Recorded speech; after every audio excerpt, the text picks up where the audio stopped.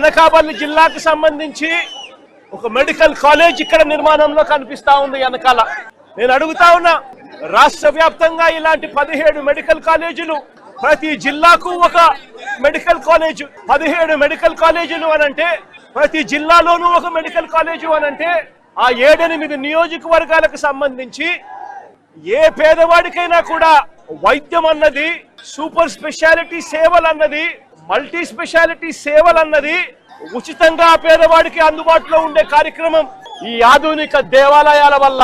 సాధ్యమవుతుంది. ఎందుకనంటే పక్కనే మెడికల్ కాలేజ్, ఆ పక్కనే సూపర్ స్పెషాలిటీ సేవలు, మల్టీ స్పెషాలిటీ సేవలు అందుబాటులో ఉన్నప్పుడు, ఆ సేవలు ఆ పేదవాడికి ఉచితంగా అందుబాటులో ఉన్నప్పుడు ప్రైవేట్ హాస్పిటల్లో ఎక్కువ రేట్లు ఛార్జ్ చేయిస్తే ఏ పేదవాడు కూడా, ఏ మధ్యతరగతి వాడు కూడా ఆ ప్రైవేట్ హాస్పిటల్కి వెళ్లే పరిస్థితి ఉండదు. మరి ఇలాంటి ఆధునిక దేవాలయాలను ఎందుకు మూసేస్తా ఉన్నారు అని